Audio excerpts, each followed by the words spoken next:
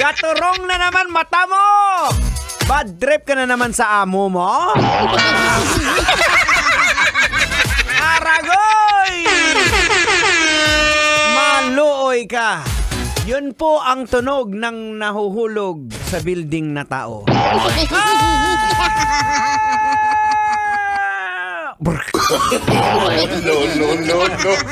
Oras natin mga kabisyo sa buong Kapulaan. We got 31 minutes makalipas sa oras ng alas 6 ng gabi.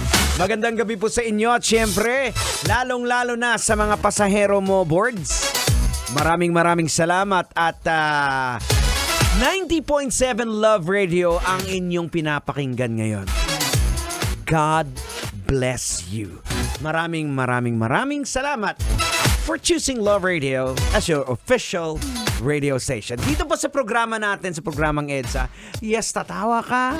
Yes, may mapupulot kang mga aral dahil meron po tayong mga topic na lologikan. At speaking of topic, eto na. Pag-usapan na natin to, tang! Viral! Long-time couple na sila Mika de la Cruz at Nash Aguas ikinasal na.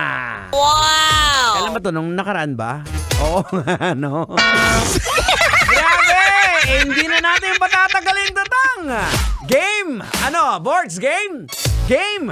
Logica na natin to, tang! Ay, sige, wag mo nang patagalin. Banatan mo na sa sentido. Logican mo na yan. Logika na yan! Logika na yan! Alright mga kabisyo, logica na yan! Anong leksyon ang ating mapupulot? Anong aral ang ating madodoko?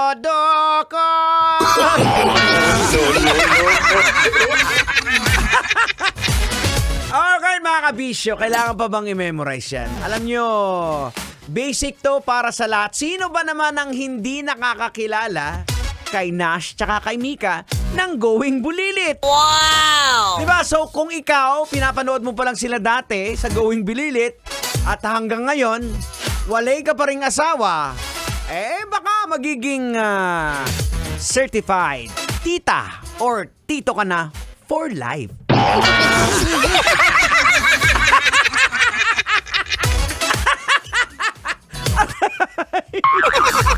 Ano ah? Well, nakakatuwa lang kasi minsan, Vorts, di ba? Makita yung ganitong kasal, di ba? Kasi ikaw ang isa sa mga witness kung paano sila nag-grow mula sa pagkabata, lumaki sila. Yes, tang, may sasabihin ka, tang? Ay, mukhang ang hindi lang ata lumaki, si Dagol.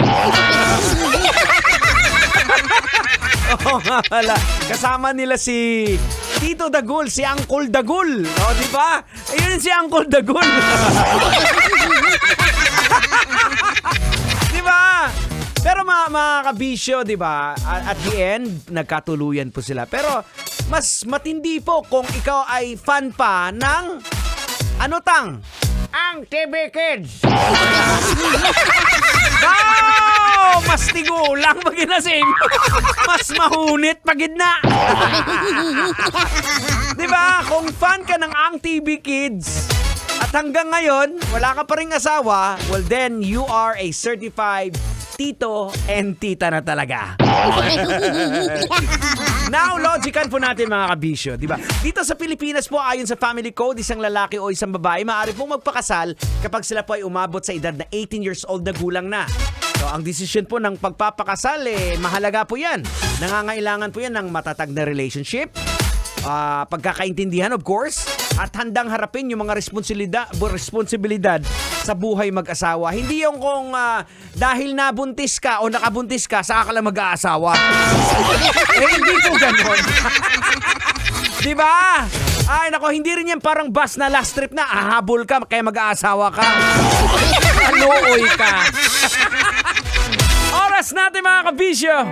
We got 35 minutes after 6 o'clock. And here's a song coming from the PNE, or Parokya ni Edgar, with Mr. Suave.